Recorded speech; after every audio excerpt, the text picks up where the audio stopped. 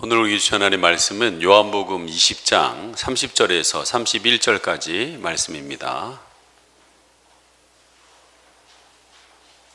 요한복음 20장 30절에서 31절까지의 말씀 다 같이 합독하도록 하겠습니다. 요한복음 20장 30절에서 31절까지의 말씀 시작. 예수께서 제자들 앞에서 이 책에 기록되지 아니한 다른 표적도 많이 행하셨으나 오직 이것을 기록함은 너희로 예수께서 하나님의 아들 그리스도이심을 믿게 하려 함이요 또 너희로 믿고 그 이름을 힘입어 생명을 얻게 하려 함이니라. 아멘. 이 시간 잠깐 우리 한 영상을 보도록 하겠습니다.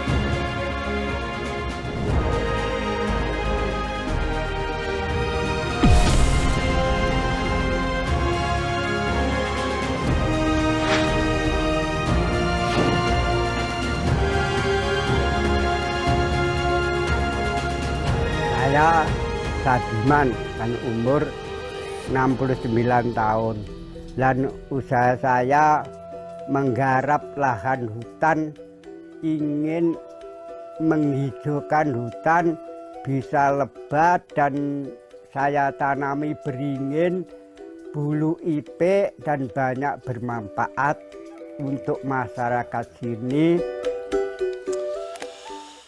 해가 뜨면 낫을 들고서 산으로 사라지는 할아버지가 있었습니다. 마을 사람들은 그를 미친 사람이라고 합니다. 나무를 베서 돈을 버는 것이 아니라 자기 돈을 주고 씨앗을 사다가 나무를 키워 온종일 나무로 심으러 다니는 이 미친 할아버지. 왜 미쳤냐면 그는 하루도 빠지지 않고 산에 올라가서 그 일을 했기 때문에 미친 사람이었습니다. 그렇다면 왜 그렇게 했을까요? 그에게는 믿음이 있었기 때문에 그렇습니다. 그의 믿음은 1990년대에 여러분 인도네시아에 산불이 많이 저도 말레이시아에 살았지만 산불이 많이 일어납니다. 그래서 그 연기로 인하여서 스모그가 말레이시아를 덮을 때가 많습니다. 그렇게 산불이 많이 일어나는 1997년에 그로 인하여서 마을이 피폐해졌습니다. 그는 45세 된 사디만은 직업을 내려놨습니다. 향신료 열매 농사를 그만두고 가지고 있던 염소 모두 팔아버리고 그것을 돈을 모아서 비싼 바냐나무하고 피쿠스 나무의 씨앗을 삼아 심기 시작했습니다. 주민들은 이렇게 얘기합니다. 이 사람이 굶어 정신이 나갔구나. 경제적인 어려움 때문에 정신이 나갔구나 라고 생각했습니다. 심지어 마을 사람들은 이 바냐 나무에 영혼이 깃들여 있다고 해서 그것을 자꾸 심는 그를 잘못된 눈으로 쳐다보고 짐승들을 풀어서 그 묘목을 심지 못하도록 방해까지 했습니다. 그러나 언젠가는 감으로 있는 이 땅에 나무들이 물을 심어주겠다라는 것을 그는 믿고 있었습니다. 그래서 매년 수천 그루의 나무를 심은 사리만의 믿음대로 10년 만에 땅 속에서 샘물이 솟아나기 시작했습니다. 바냐나무와 피쿠스나무는 땅 속에 물을 저장할 수분을 끌어올려주는 나무였다는 것입니다. 산에서 냇물이 흘렀고 여러분이 아까 보셨던 것처럼 한 어머니가 아이에게 목욕을 시키는 모습, 그 물로 인하여서 사람들이 편해지기 시작했습니다. 그리고 물이 부족해서 1년 겨우 농사 지을 것 같은 그 땅에 2번, 3번 지면서 경제적으로 풍요롭기 시작해졌습니다. 그것을 무려 24년 동안 100만 평에다가 2만 그루를 넘는 나무를 혼자 심은 이 사디마는 지옥 땅을 여러분 축복의 땅으로 바꿔버렸습니다. 무엇이 이 엄청난 일을 해낼 수 있었을까요? 여러분, 사디만에 있었던 믿음입니다. 사디만에 있었던 비전입니다. 여러분, 한 사람의 비전이 믿음의 수풀을 만들고 냇물을 만들어서 마을 사람들을 모두 살려낸 것입니다. 여러분, 제가 지난주 부활을 믿지 않아서 어떤 도마를 다시 찾아온 예수님의 이야기를 했을 것입니다. 여러분, 왜 예수님이 도마를 다시 찾아왔다고 그랬습니까? 그에게 수십만의 영혼이 있었기 때문에 그렇다고 말씀드렸습니다. 말씀드렸던 것처럼 여러분, 도마는 부활하신 예수님을 만나고 성령을 체험하고 난 뒤에 인도로 가서 복음을 전했습니다. 근데 여러분, 제가 이렇게 전하고 난 뒤에 리더들이 하고 또 이것을 가지고 이렇게 나누는 시간인데 한 리더가 저에게 얘기하더라고요. 목사님, 인도의 인구가 몇 명인지 아시냐고 그러더라고요. 여러분, 인도의 인구가 몇 명인지 아십니까? 13억입니다. 거기에 80%가 힌두교를 믿습니다. 그리고 17%가 이슬람을 믿습니다. 그리고 2.3%, 별로 수치가 높지 않죠? 2.3%가 예수를 믿습니다. 그럼 여러분, 2.3%, 13억에 2.3%면 몇 명인 줄 아십니까? 2,900만 명입니다. 3천만 명이라는 거예요. 거의. 여러분, 우리나라 인구가 몇 명입니까? 느낌이 오십니까? 5천만 명입니다. 3천만 명을 주님께로 돌아오는 통로가 됐다는 거예요. 그래서 예수님이 도마를 찾아간 것입니다. 여러분 안에도 수천만의 영혼이 여러분 안에 있다는 것을 기억하시길 소망합니다. 여러분, 오늘 이러한 위대한 믿음과 비전을 갖고 있었던 한 사람을 소개하고자 합니다. 그는 예수님의 12 제자들 중에 제일 먼저 예수님의 제자가 된 사람입니다. 그리고 제일 마지막까지 살아남았던 제자입니다. 그는 자기의 사명을 예수님을 증거하느라는 것을 고백했습니다. 그가 손으로 그 예수님을 증거하기에 글을 썼습니다. 요한복음, 요한 1서, 2서, 3서, 요한계시록이라는 글을 써서 끝까지 자기의 예수님을 증거하는 일을 힘썼습니다. 그가 누구입니까? 사도 요한이라는 것입니다. 그 요한은 자기가 썼던 그곳에 나는 이것을 쓰는 목적, 내 사는 목적, 내가 무엇을 위해서 살아가는지를 정확하게 이야기하고 있다는 거예요. 요한복음 여러분 20장 31절 같이 한번 읽겠습니다. 시작. 오직 이것을 기록함은 너희로 예수께서 하나님의 아들 그리스도이심을 믿게 하려 하며 또 너희로 믿고 그 이름을 힘입어 생명을 얻게 하려 함이니라. 두 가지를 얘기하고 있습니다. 예수가 하나님의 아들이라는 것과 그를 통하여서 너희들이 생명을 얻을 수 있다는 것을 강력하게 얘기하고 있다는 거예요, 지금. 그리고 요한 1서, 2서, 3서에 기록한 목적도 동일하게 합니다. 요한 1서 1장 2절입니다. 시작. 이 생명이 나타나신 바 된지라 이 영원한 생명을 우리가 보았고 증언하여 너에게 전하노니 이는 아버지와 함께 계시다가 우리에게 나타나신 바 된 이시니라. 나는 그를 보았다라고 그랬습니다.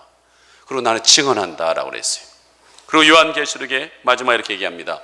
요한계시록 1장 9절입니다. 시작. 나 요한은 너희의 형제여 예수의 환난과 나라와 참음에 동참하는 자라. 하나님의 말씀과 예수를 증언하였으므로 말미암아 반모라는 섬에 있었더니. 반모라는 섬에 있었다. 왜 있었냐면 나는 모든 환난과 하나님 나라에 대한 참음에 동참, 고난에 동참하여서 하나님 말씀을 증언하는 일에 내가 거기 있었다. 여러분 반모섬 안 가보셨죠? 저도 안 가봤습니다. 저 좀 보내주세요. 보고 얘기해 드릴게요. 그러나 자료는 다 찾아봤습니다. 그는 마지막 죽는 순간까지 자기가 해야 될 여러분 믿음, 자기가 해야 될 사명, 비전에 대해서 분명하게 얘기하고 있습니다. 여러분은 어떠십니까? 여러분은 살아가면서 내가 살아가야 될 이유, 무엇을 믿음을 가지고 어떤 것을 향하여서 가고 있는지 명확하게 알고 계십니까? 여러분 사디만이라는 사람이 24년 동안 일관된 믿음을 가지고 그 일에 평생 자신을 바쳐서 그 마을뿐만 아니라 지역의 모든 사람을 살렸던 것처럼 이 요한이라는 한 사람의 믿음과 비전을 통하여서 그 비전이 흘러서 오늘 우리에게까지 살리는 역사가 일어났다는 것입니다. 그래서 너무나 위대한 일을 한 이 사도 요한을 자료를 모아보니까 어마어마해요. 정말. 그걸 여러분 30-40분 이 안에 여러분에게 전한다는 것은 매우 어렵습니다. 그렇지만 대략이지만 이분에 대해서 여러분에게 좀 더 자세히 알려드리고자 합니다. 여러분 요한은 어떤 사람이냐? 요한은 예수님의 제일 먼저 온 사람입니다. 무슨 사람이라고요? 제일 먼저 온 사람입니다. 여러분 예수님께 오려면요 제일 먼저 오십시오. 오늘 예배 드릴 때 찬양 드릴 때 보면 별로 없으셔요. 근데 제일 먼저 오는 사람이 여러분 은혜도 제일 먼저 받습니다. 어릴 때 예수님 믿으면 좋습니다. 이왕 올 거 미뤄서 오지 마시고 오세요. 또 늦게 왔다면 난 늦게 믿은 거 너무 아깝다 하고 여러분 열정을 가지고 하나님 앞에 나오십시오. 여러분 그 믿음을 하나님께서 보시고 큰 은혜를 허락하여 주시는 줄 믿습니다. 여러분 이렇게 예배 한번 나오는 것이 너무나 지나보니까 힘들었어요. 새벽 기도 한번 나오는 것이 꼭 낙타가 바늘기에 들어가는 만큼 힘이 들었어요. 요한은 오늘 12 제자들 중에서 제일 먼저 예수님께 온 사람입니다. 자, 요한복음 1장 36절 37절 말씀 함께 보도록 하겠습니다. 시작. 예수께서 거느심을 보고 말하되 보라 하나님의 어린 양이로다. 이 37절 두 제자가 그의 말을 듣고 예수를 따르거늘. 자, 그 앞에 보면은 그 이튿날 세례 요한이 자기 제자 중 두 사람과 함께 섰다가 그라는 말이 나옵니다. 여러분 세례 요한이 누굽니까? 그 당시에 센세이션을 일으켰던 사람이에요. 회개하라 천국이 가까웠다. 많은 사람들이 요단강에 와서 요한에게 세례를 받았습니다. 근데 그 요한을 따르는 제자 2명이 있었던 것 같아요. 근데 그 제자 중에 있는데 어느 날 그렇게 존경해서 따라갔던 그 스승이 어느 한 분을 보면서 이렇게 하는 거예요. 보라 하나님의 어린 양이라다 라고 지목해서 저분을 얘기하는 거예요. 보라 하나님의 어린 양이로다. 그 얘기를 듣고 있던 요한은요 여러분 마음이 열렸습니다. 눈이 열렸습니다. 귀가 열렸어요. 내가 그렇게 존경하는 스승님이 너무나 중요한 한 분, 보라 하나님의 어린 양이로다 라고 하는 그 얘기가 번쩍 들고 그를 따르기 시작했습니다. 물론 스승이신 세례 요한도 허락했지요. 따라가라고 얘기했습니다. 여러분 우리가 귀가 열려야 합니다. 눈이 열려야 합니다. 여러분이 믿는다고 하지만 눈이 뜨지 못한 분들이 많습니다. 귀가 열리지 못한 분들이 너무나 많이 있습니다. 여러분 믿는 것은요 귀가 열리는 거예요. 눈이 뜨는 겁니다. 요한은 요한일서 1장 1절에 우리가 들은 바요 눈으로 본 바요 주목하고 손으로 만진 바다라고 얘기하고 있습니다. 여기 한번 읽어보겠어요. 시작. 태초부터 있는 생명의 말씀에 관하여 우리가 들은 바요 눈으로 본 바요 자세히 보고 우리의 손으로 만진 바라. 여러분 누가 듣습니까? 누가 볼 수 있습니까? 누가 만질 수 있느냐는 거예요. 듣고 보고자 만지고자 찾아가고 쳐다보고 또 가까이 가고자 하고 열망할 때에 여러분 사모하고 있을 때 그것을 경험할 수 있다는 거예요. 여러분, 믿음은요 절대로 추상적인 것이 아닙니다. 이론이 아니라는 거예요. 분명한 체험을 할 수가 있다라고 오늘 바울은 이 사도 요한은 얘기하고 있잖아요. 내가 만진 바라고 그랬잖아요. 여러분, 제가 지난주 바람개비 얘기했잖아요. 루비 캔드릭이라는 여인이 자기 집에 미국 땅에 심어놓은 노란 꽃들의 씨앗이 되어서 퍼지는 것을 보면서 자기도 우리 한국 땅에 씨앗이 되겠다고, 그래서 그 씨앗이 언젠가는 열매 맺어서 또 다른 씨앗이 되어 전 세계로 퍼질 것을 그 믿음으로 고백했지요. 저희가 그것에 감동받아서 저희도 우리 교회 요 앞에다가 꽃 심어서 바람개비를 통해서 퍼져나가게끔, 여기 하늘채 꿈의 그린을 넘어서 남쪽의 수원과 북쪽 화성을 넘어서 세계와 열방으로 퍼져나가기 위해서 바람 통해서 퍼져나가도록 바람개비를 심고 싶다고 제가 말씀드렸어요. 그 얘기를 듣고서 우리 리더들이 바쁘게 움직이셨어요. 바람개비도 천차만별이더라고요. 700원짜리서부터 7,000원까지 있습니다. 그런데 제가 원하는 바람개비는 여러분, 바람에 쓰러지지 않아야 됩니다. 싼 거는요 그냥 날아가 버려요. 왜 그러냐면 여기는요 바람이 굉장히 셉니다. 우리 요 카페에다가 파라솔 4개를 설치했는데 3개가 다 부러졌어요. 뭐 때문에? 바람 때문에 단 박살났습니다. 구겨지고 끊어졌어요. 지금 하나 남은 거예요. 내려가 보세요. 빨간 거 하나 남아 있습니다. 근데 여기다가 심어 놓는다, 다 날아가는 거예요. 제가 원하는 것은 평창 고속도로 가다 보면 양떼 마을에 꽂아 있는 그 바람개비, 전 그 바람개비를 원하는 거예요. 고속도로가 지나가던 바람이 불던 상관없이 그 가운데 강한 바람 가운데도 쓰러지지 않는 그 바람개비, 그걸 나는 원한다. 그랬더니 우리 김종숙 리더가 목사님 봤습니다. 광교 아울렛 앞에 정원에 있어요. 저한테 얘기해 주더라고요. 저는 다음 주에 꼭 가서 볼 거예요. 그게 그건지. 내 눈으로 보고 그것이 안 떨어지겠구나라는 걸 볼 때 제가 구입하려고 합니다.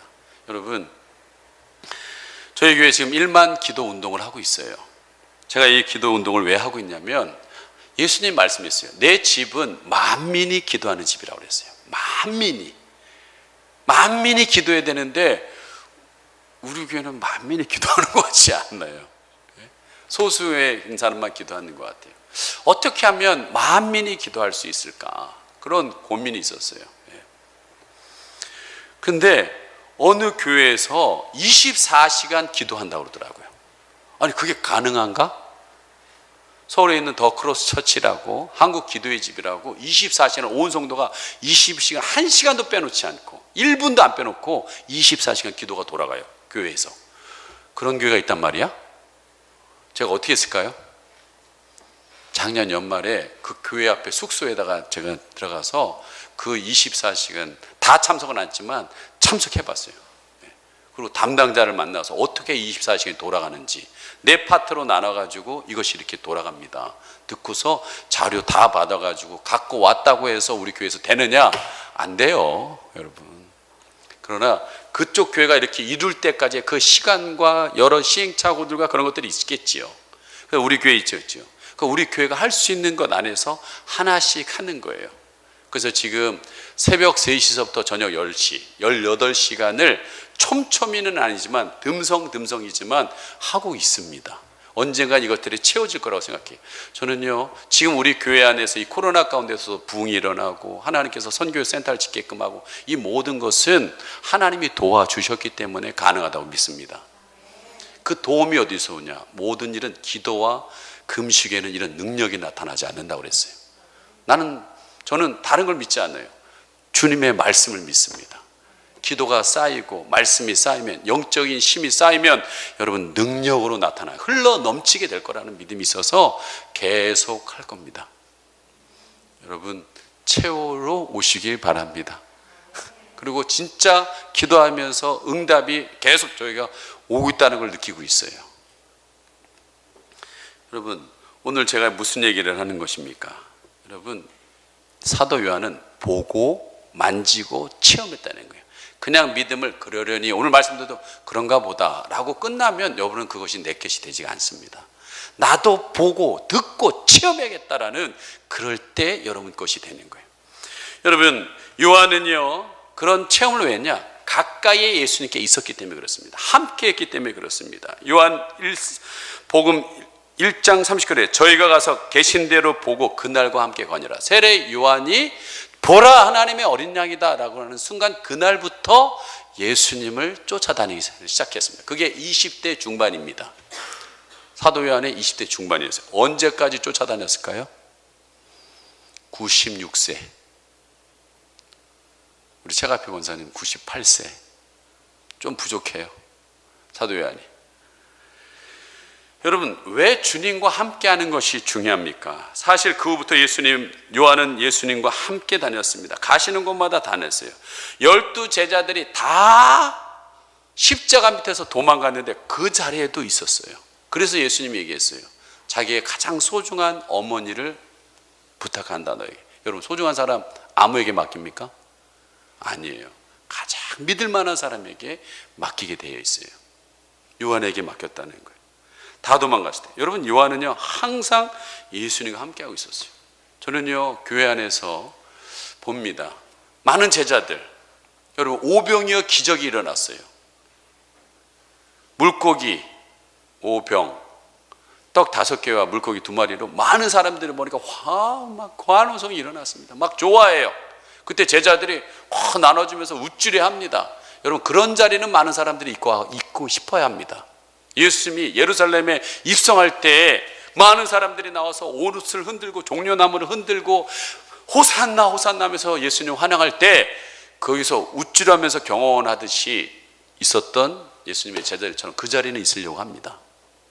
그런데 예수님이 이제 다가올 그 십자가의 고난을 이겨내야 될 겟세마네 동산에서 땀방울이 핏방울 되도록 기도하는 그 자리에 없는 사람이 너무나 많이 있다는 거예요. 그 예수님이 죽는 그 십자가의 자리에 없는 사람이 너무나 많이 있다는 거예요. 여러분 어떠십니까?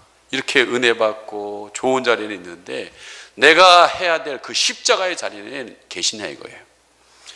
여러분, 사도 요한은 가나안의 혼인잔치, 사마리아의 수가성잔치, 베네스의 연못에서 변화산의 나사로의 무덤에도, 겟세마네 동산에도, 십자가 아래도, 예수님의 무덤에도, 또한 부활하신 주님의 제자들이 나타나신 곳에도 예수님이 계시는 곳은 어디 언제든지 있었다라는 것입니다.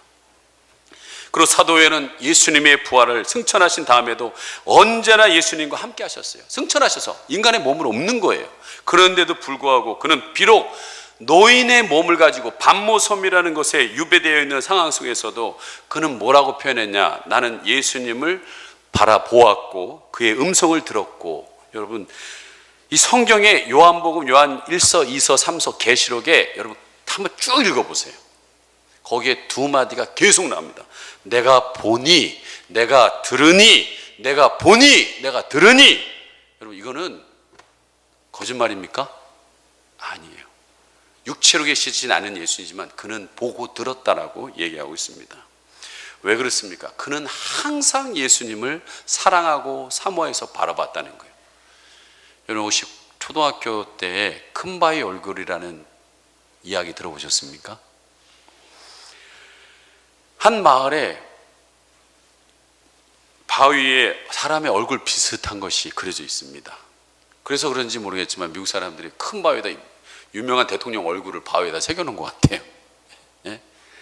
근데 보면은 그 얼굴이 인자하고 다장스럽지요. 어네스트라는 한 아이가 있었습니다. 어머니가 그 큰 바위 닮은 사람이 나오면 위대한 일이 일어날 거라는 얘기 들었습니다. 그리고 산골 사람들도 함께 기대했습니다. 누가 큰 바위 얼굴을 닮았을까? 어네스트가 학교 가다가 일을 하다가 계속 큰 바위를 쳐다봅니다. 그러다가 소문이 들려요. 부자가 우리 마을에 오는데 그 사람이 큰 바위 얼굴을 닮았다는 거예요. 이름이 게리 골드입니다. 그런데 그가 왔는데 가난한 사람이 한 푼 줍시오 하라고 하는데 몇 푼 훅 던지고 가버리는 거예요. 어네스트는 생각했어요. 이 사람은 아니다. 이제 어네스트가 청년이 됐습니다. 부지런하고 인정 많은 친구입니다. 그의 얼굴을 보면 그러면서 그는 큰 바위 얼굴을 계속 봅니다. 그러다가 어느 날 소문이 있어요. 장군이 온다는 거예요. 장군. 큰 바위 얼굴을 많이 닮았다는 거예요. 이름은 올드 샌드라는 분이에요. 근데 사람들이 가까이 가는데 그를 호위하는 병사들이, 군인들이 다 차단시켜 버리는 거예요. 그래서 생각해서 이 사람도 아닌 것 같다. 이제 어네스트는 중년이 됐습니다. 겸손하고 말을 대한 실천이 있고 많은 사람들이 어네스트는 참 좋은 사람이야 라는 평을 받습니다. 근데 어느 시간이 지난 뒤에 한 정치가가 온다는 거예요. 정치가. 왜 왔을까요? 그 사람은 여러분 표를 얻기 위해 왔지요. 그리고 깃발을 들고 왔습니다. 막 깃발을 펄럭여요. 근데 그 깃발에 큰 바위 얼굴에다 자기 얼굴을 이입시켜 가지고 막 흔드는 거예요. 그런데 가만히 보니까 아니에요. 이제 어네스트가 노년이 되었습니다. 생각이 깊어지고 현명한 사람이 되었습니다. 어네스트는 모든 것들을 지혜롭게 판단하는 소문이 들었습니다. 근데 어네스트는 마을 사람들에게 자기 이야기 많은 사람들에게 좋은 이야기 해주는 것을 좋아합니다. 근데 사람들은 그 이야기를 듣다가 큰 감동을 받습니다. 왜 그러냐면 자기가 살았던 이야기를 했기 때문에 사람들이 큰 감동을 받습니다. 그 이야기를 들으려고 하는 사람들이 많이 앉았는데 황혼역에 노을이 지는데 갑자기 듣고 있던 한 사람이 뻘떡 일어나서 어네스트가 큰 바위 얼굴 닮았다. 그리고 사람들이 쳐다보는데 진짜 여러분 어네스트가 바로 큰 바위 얼굴을 많이 닮아 있는 거예요. 왜 여러분 어네스트가 예수님을 큰 바위 얼굴을 닮았을까요? 자주 봤기 때문에, 늘 봤기 때문에, 삶을 들여서 다 봤기 때문에 얼굴이 자기도 모르는 사이에 됐던 거예요. 여러분 다른 거 없습니다. 신앙은요 계속 예수님을 바라보는 거예요. 나도 모르는 사이에 예수님을 닮아가게 될 줄 믿습니다. 두 번째 요한은요 예수님의 사랑을 가장 많이 받은 사람입니다. 요한은 자기를 가리켜 예수의 사랑하시는 제자라고 그랬어요. 근데 약간은 객관적이지 않는 것 같아요. 주관적이에요. 왜? 마태, 마가, 누가복음에 보면은 거긴 그렇게 안 나와 있어요. 자기가 쓴 요한복음에만 그렇게 나와 있어요. 예수가 사랑하는 제자라고. 근데 여러분 가만히 여러분 보시면은 요한이 왕자병에 걸렸을까요? 예? 자신을 아는 겁니다. 여러분 이 요한복음은 언제 적었냐면 그의 인생의 말년, 임종이 가까웠을 때 쓴 게 요한복음입니다. 자기가 가만히 인생을 뒤돌아보니까 내가 참 예수님께 사랑을 많이 받았구나라는 사실을 알게 됐더라는 거예요. 그리고 걷다가 예수가 사랑하는 신은 제자라고 그렇게 썼던 거예요. 젊었을 때 팔팔할 때 쓴 게 아니라는 거예요. 여러분 예수님의 사랑을 받을 수 있는 사람은요 복된 사람입니다. 자기가 예수님께 특별한 사랑을 받고 있다고 느껴지는 사람은 복된 사람입니다. 그건 왕자병이 아니에요. 그렇게 해서 여러분 그건 은혜입니다. 사랑받을 수 있는 사람, 사랑을 느낄 수 있는 사람은 복된 사람이라는 거예요. 근데 사랑을 받을 수도 없고 사랑을 느낄 수 없는 사람은요 너무 불행하다라는 거예요. 누가 그렇습니까? 1달란트 받은 사람. 왜 나는 5달란트 안 주는 거야? 나는 왜 8달란트 안 줄까요? 그 1달란트도 어마어마한 거예요, 여러분. 그래서 비교하면서 나는 안 사랑하나 보다라고 생각하는 사람. 가룟 유다처럼 똑같이 12명의 제자를 불러받았는데 여러분 예수를 팔 생각을 하고 있는 이 사람이 불행한 사람이라는 거예요. 마음이 굳은 사람, 마음이 다친 사람, 이 사람들은 하나님의 사랑을 경험하기가 참 어렵습니다. 저는요 교회에 오신 분들 가운데 마음밭이 돌짝밭, 그 무거운 짐에 눌려있는 분들을 많이 봅니다. 그리고 가시밭, 자라나면서의 상처에 있는 분들을 보게 돼요. 길가밭, 세상의 세월에 이렇게 밟혀가지고 그냥 늘 쪄들어져 있는 생각에 있는 분들이 있습니다. 요즘은요 그걸 넘어섰어요. 제가 보니까 그 당시에는 없었기 때문에 예수님이 얘기 안 하실 뿐인 것 같아요. 아스팔트 같은 마음들이 있어요. 여러분 이런 사람, 이거는 돌짝을 걷어내고 가시를 걷어내고 여러분 아스팔트를 깨지 않으면 그 사랑이 들어가지를 않는다는 거예요. 막달라 마리아 7귀신 여인이 하나님의 사랑을 받고서 그는 여러분 너무나 행복한 삶을 살았습니다. 자, 여러분 사랑을 누가 하느냐? 많이 받은 사람이 하는 거예요. 사랑을 많이 받은 사람이 사랑하게 되어 있습니다. 제가 금요기도 때 간증한 얘기지만 요즘 굉장히 제가 새로 개척하는 마음으로 지금 살아가고 있습니다. 4시 반에 일어나서 거의 11시 반 정도에 이렇게 열심히 살아요. 정말 열심히 하는데, 특별히 요즘 10주년 이 길로 해서 연역을 정리하고 있어요. 이게 2011년부터 정리하는데, 이 하나님이 우리 교회 하신 일들을, 이 10년간의 일을 저밖에 몰라요. 솔직히 그 초기에 있었던 거 지금 많이 바뀌셨어요. 그래서 그때 하나님이 하신 일들을 정리하고, 그때 하나님이 누가 우리를 통해서 도와주셨구나, 누가 세례 받았구나, 그걸 싹 지금 그때 온 집중을 해서 그걸 하다 보니까 에너지가 빠져요. 진이 빠져요. 그리고 간증을 모아서 책을 지금 쓰려고 하고 있거든요. 그래서 그걸 하다 보니까 진이 빠져요. 그래서 6시 정도 되니까 너무 힘들어서 밖에 나가서 선교 센터가 어떻게 잘 되고 있나 이렇게 봤더니, 저희 아내가 이렇게 도배하고 있더라고요. 위에서 이렇게 도배하고 있는데, 그래서 혼자 하고 있어서 제가 이렇게 도와줬어요. 잡아주고 이렇게 해줬는데, 그렇게 하고 또 이거 여러 물건 옮기고 제자리로 막 옮기고, 비전센터에 또 옮겨놨던 걸 옮겨놓고 막 그러다 보니까 제 안에 있는 이 배터리 같은 제가 있는데 1% 남았던 것이 이제 거의 다 소진된 거예요. 근데 우리 아내가 그러더라고요. 이거 저기 이 카페에 있는 오병이어 그림 밑에 있는 화장대가 있어요. 여기 들어가려고 준비해 놓은 거거든요. 어디 놔둘 데 없어서 거기다 놔둔 건데, 그걸 옮겼으면 좋겠다고 저한테 얘기를 하더라고요. 그래서 제가 아까 1% 다 나갔잖아요. 그래서 제가 했어요. 내일 하자고. 내일. 내가 다 나갔기 때문에. 그래서 내가 힘들어도 그런 말 안 하고 그냥 내일 하자고. 분명히 내일이면 또 누구 올 거야. 그래서 생각하고 그냥 넘기려고 했는데, 마침 우리 여기서 월요일부터 금요일까지 계시는 루시 권사님 모셔서 그 화장대 옮기자고 그러는 거예요. 근데 어르신이 옮기자는데 젊은 제가 혼자 하세요. 저 배터리 1% 나갔어요. 그렇게 얘기할 수 있겠습니까? 그거를 하려고 이제 카페에 들어가서 이제 옮기려고 그러는데, 우리 사랑이가요, 강아지 한 마리를 안고 있어요. 그리고 그 옆에서 어디서 전도했는지 강아지 하나 안고 있는 아이를 또 전도해 왔어요. 근데 제가 아침에, 여러분, 제가 새벽기도 끝나고 카페를 청소합니다. 대략 2시간이에요. 월요일 날은 6시간 할 때도 있어요. 네, 진짜예요. 그러다 보니까 이 카페를 깨끗이 유지해야 된다는 그런 게 이제 있는 거죠. 예. 근데 카페에 개털이 날리고 그러면 안 되잖아요. 여러분, 제가 강아지를 미워하는 거 아닙니다. 오해하지 마세요. 예. 잘 깨끗하게 유지해야지 손님들도 편하게 있는데, 자꾸 개를 갖고 와서 제가 아침에 얘기했어요. 갖고 오지 말라고. 근데 그걸 갖고 전도회가지고 같이 와 있는데, 이 1% 사라진 상태에서 개를 딱 보는 순간, 강아지를 딱 2마리 보는 순간, 저 다시 한번 얘기합니다. 권사님, 강아지 미워하는 거 아닙니다. 네. 눈이 돌아가더라고요, 정말요. 근데 아침에요, 제가 말씀을 하나 정리했는데, 끝까지 사랑해야 한다. 섬기는 것이 크리스찬이 할 일이다. 머리는 2가지를 내가 알고 있어요. 근데 나도 모르게 눈이 지니까 손이 나가요. 머리를요 딱 때리면서, 내가 갖고 오지 말라고 그랬지? 너 아빠 말 무시하는 거야?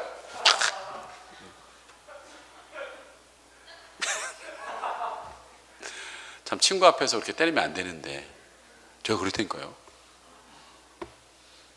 그리고 집에 가려는 아내한테 내가 얘기했지, 내일 옮기자고. 막 걷다 막 쏟아붓는 거예요, 그냥. 예?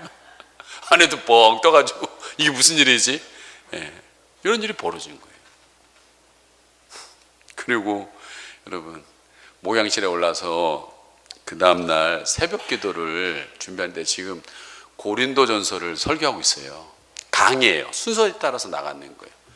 근데 내일 설교 본문을 찾는데요, 사랑은 오래 참고, 사랑은 온유하며, 시기하지 아니하며, 사랑은 자랑하지 아니하며, 교만하지 아니하며, 무례히 행하지 아니하며, 자기의 유익을 구하지 아니하며, 성내지 아니하며, 악한 것을 생각하지 아니하며, 불의를 기뻐하지 아니하며, 진리와 함께 기뻐하고, 모든 것을 참으며, 모든 것을 믿으며, 모든 것을 견디느니라.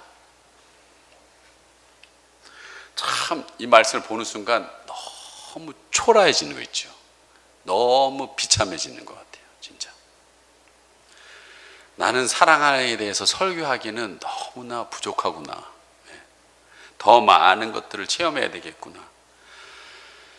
그래서 제가 기도했어요. 저는 이 상태로 설교 못합니다. 내일 새벽 설교 누구 대신 시킬 사람 없을까? 그렇다고 본문을 뻘쩍 띄워가지고 저쪽으로 넘어갈 수도 없고 강해니까.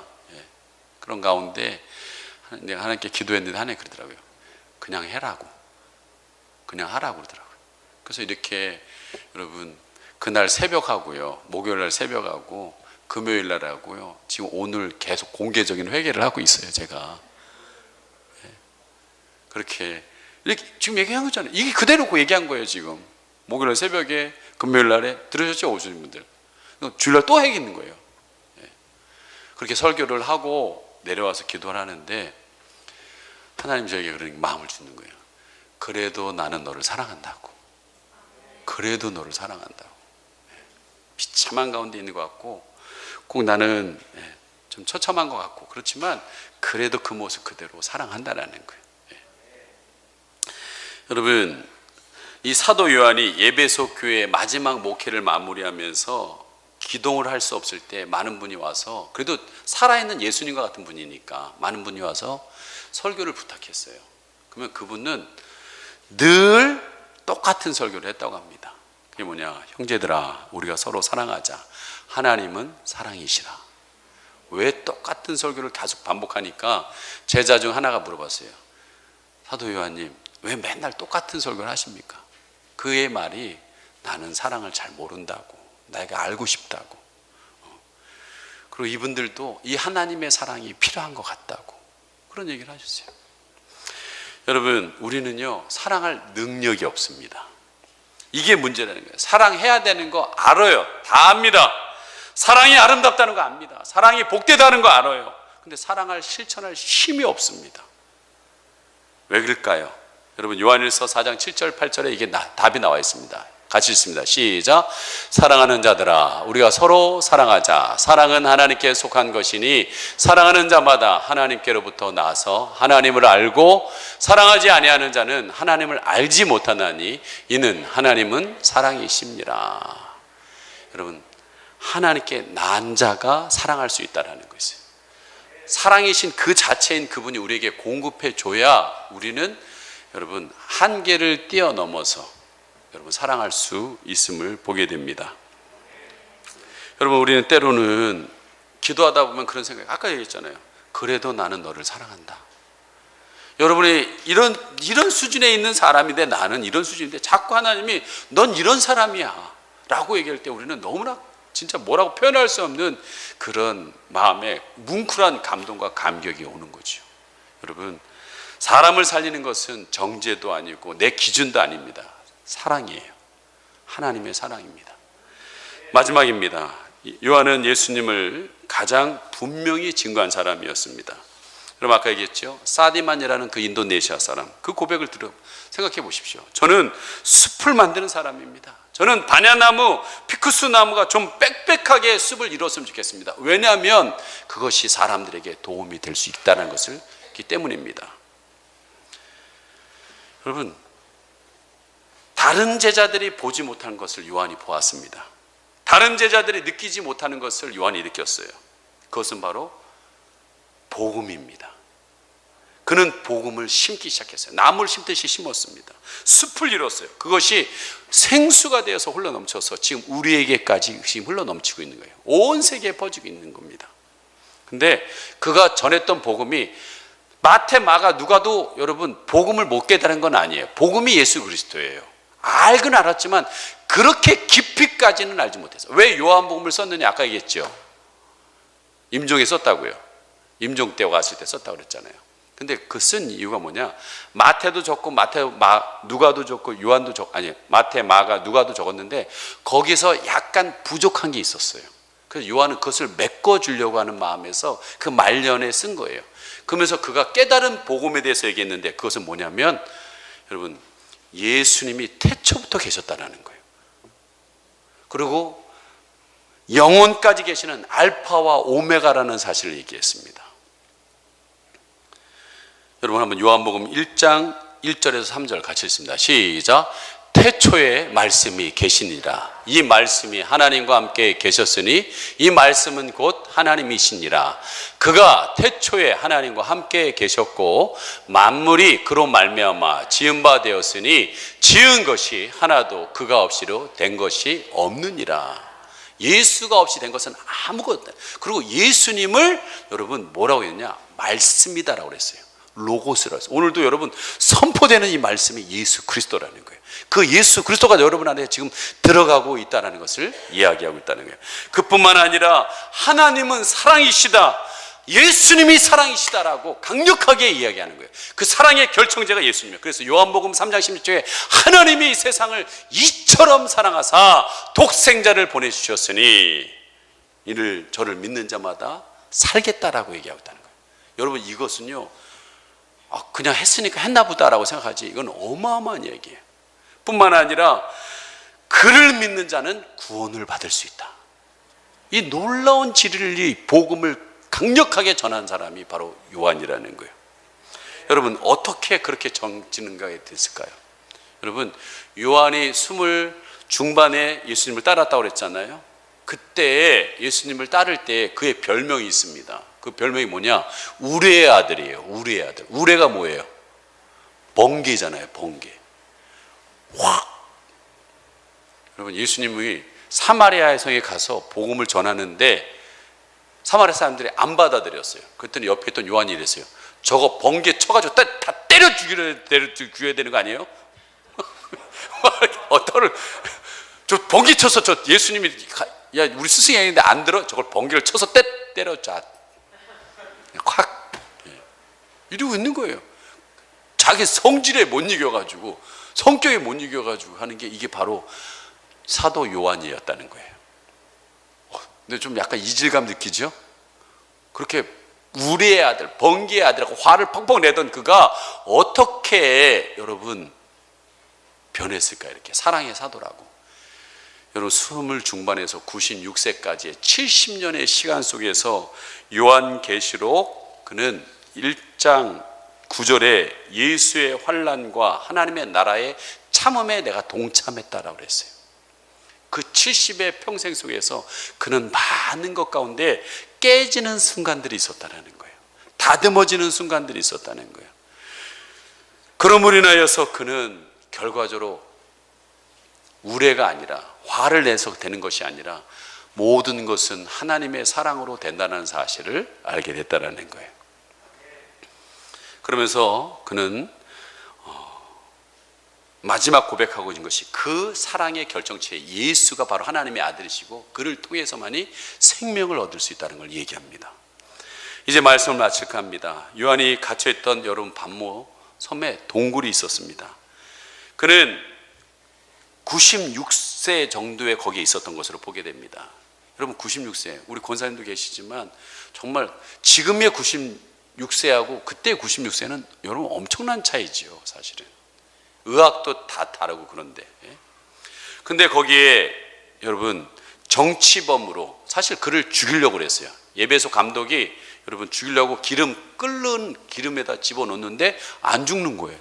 너무 두려워서 그를 반모섬이라는 곳에 예배소에서 50km 떨어진 그 반모섬에 유배를 시킵니다. 그리고 그 동굴에서 2년 동안 여러분 고난, 그 동굴은 저도 지하 교회 입었지만 지하 동굴에 있다는 게 쉬운 일이 아니에요. 그래서 2년 동안 있으면서 그는 하나님의 말씀, 그 예수님의 말씀을 받아서 적기 시작합니다. 앞으로 크리스찬의 마지막을 적어놓은 게 요한계시록입니다. 여러분 왜 그런 중요한 세상의 끝날 일을 왜 요한에게 가르쳐 줬을까요? 여러분 그는요 자기와 함께했던 여러 명의 사도들은 아까 얘기했던 도마는 인도에게서 창 맞아 죽고 어떤 사람은 X자로 죽고 베드로는 로마에서 거꾸로 매달려 죽고 예수님처럼 죽을 수 없다고 다 그 당대에 그냥 얼마 안 있다가 다 순교했습니다. 근데 요한만 남아가지고 그 모든 걸 겪었어요. 70평생의 모든 걸 겪었어요. 그의 삶은 차라리 제가 보니까요 그냥 총 맞고 죽든지 칼 맞아 죽어서 그냥 한 번에 죽는 게 나아요, 솔직히. 근데 살아서 산순교적인 삶을 사는 건 그건 쉬운 일이 아닙니다. 사랑하는 사람들이 잡혀서 사자의 밥이 돼가고 여러분 죽어나가는 걸 보면서 그걸 살아야 된다는 거. 자식이 죽었는데 자식 죽은 뒤에도 살아야 될 그 부모의 마음은 이루 말할 수가 없는 거예요. 그는 마지막까지 96세에 살아가면서 산순교적인 삶을 살아가다가 마지막 한마디를 던집니다. 그게 요한계시록 22장 21절입니다. 같이 읽습니다. 주 예수의 은혜가 모든 자들에게 있을지어다. 네, 주 예수의 은혜. 저는 고린도전서를 13장을 설교하면서 사랑이 뭘까? 근데 한마디로 얘기하면 은혜예요. 사도 요한은 자기의 90평생을 보니까 하나님의 은혜로 내가 살아왔구나라는 사실을 알았던 거예요. 그리고 그분을 사랑하고 사모하는 20대 중반에 만났던 그분과 평생 하면서 사랑하고 사모했던 그분을 간절히 만나고 싶어서 여러분 마지막 한 말이 주 예수여 어서 오십시오. 그거예요. 저희 교회에 처음 개척할 때 여러분 담임 목사의 바람은 뭐였냐면 그것은 정말 예수님을 사랑하는 차원이 아니라 사랑을 넘어서 사모했으면 좋겠어요. 사무치게 사모했으면 좋겠어요. 그래서 그때 정말 많이 불렀던 게 주님 다시 오실 내 사모하는 주님, 그 찬양을 진짜 많이 불렀어요. 여러분 그때 있는 분들이 지금까지 계신 분은 적습니다. 그러나 저는 여러분에게 똑같은 말을 합니다. 여러분 주님을 사랑하십시오. 사모함이 사무쳐 넘치기를 소망합니다. 이 시간 함께 우리 찬양하시고 기도하겠습니다.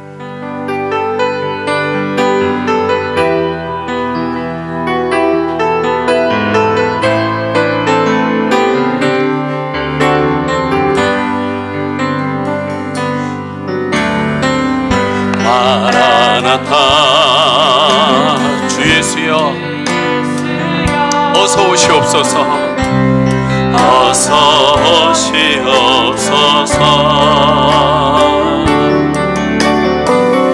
땅의 모든 길 모든 족속 주를 찬송하게 하소서 마라나타 마라나타 주 예수여 어서 오시옵소서 모든 열방이 주께 돌아와 춤추며 경배하게 하소서 우리 주님 다시 오실 길을 만들자 십자가를 들고 땅 끝까지 들인가니라 우리 주님 하늘 영광 온 땅 덮을 때 우리 땅 끝에서 주를 우리 두 손 들고 주님을 맞이합니다. 마라나타 마라나타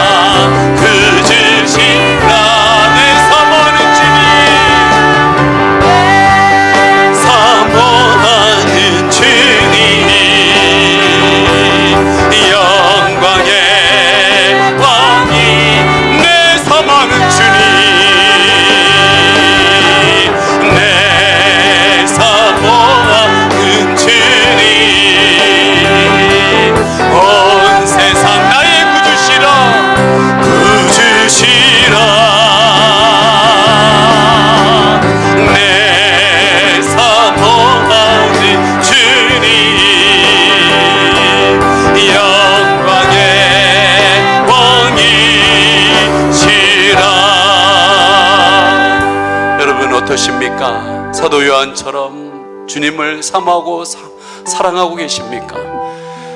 내 믿음이 지금 어떻습니까? 주님, 나를 불쌍히 여겨 주시옵소서. 저는 사랑할 힘도 없고 사랑할 능력도 안 됩니다. 그러나 나를 사랑하여 주셔서 예수님을 보내주셔서, 그 사랑의 결정체인 예수님을 보내주셔서 나의 죄를 위해서 십자가에서 피 흘려 죽으시고 부활하시고 나에게 성령을 보내주시니 감사합니다. 이제 하나님, 나도 사도 요한같이 내 평생에 주님을 사랑하면서 살기를 원합니다. 부족하지만 나에게 은혜를 베풀어 주시옵소서. 이 시간 함께 우리 주여 한번 부르고 기도합니다. 주여! 하나님, 나를 불쌍히 여겨 주시옵소서. 나를 긍휼히 여겨 주시옵소서. 저는 하나님 아버지 하나님이여 사랑할 수도 없고 사랑하는 하나님 아버지 하나님 받을 수도 없는 존재임을 고백합니다. 그런 나를 하나님 아버지 하나님 정말 사랑하셔서 사랑의 결정체이신 예수님을 나에게 보내주시니 감사합니다. 25세 우리 아들, 자기 화를 못 이겨서 화를 내고 하나님 짜증내고 자기 기준 가운데 살아갔던 그 사도 요한은 실패신 평생에 내가 예수를 통하여서 많은 것들을 참고 고난을 당하며 많은 것들을 하나님 가운데 하나님 다듬어져서 그는 하나님 아버지 하나님 내가 이제는 하나님을 보고 듣는다라고 말한 것처럼 하나님의 사랑하는 자는 그 사랑으로 하나님께 난자가 된다고 하였습니다. 오늘 하나님 아버지 하나님 그 사랑을 사모합니다. 내 사모 아닌 주님 온 세상 나의 구주시라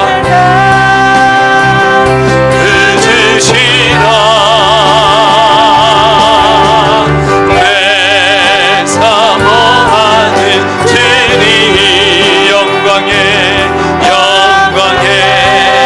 왕이시라. 지금 우리 주 예수 그리스도의 은혜와 하나님의 그 크신 사랑과 내주하시는 성령의 교통하심이 요한과 같이 평생에 걸쳐서 그분과 함께하기를 원하고 그분을 사랑하기를 원하는 귀한 성도님들 머리머리 위에 지금으로부터 영원히 함께 있을지어다. 아멘.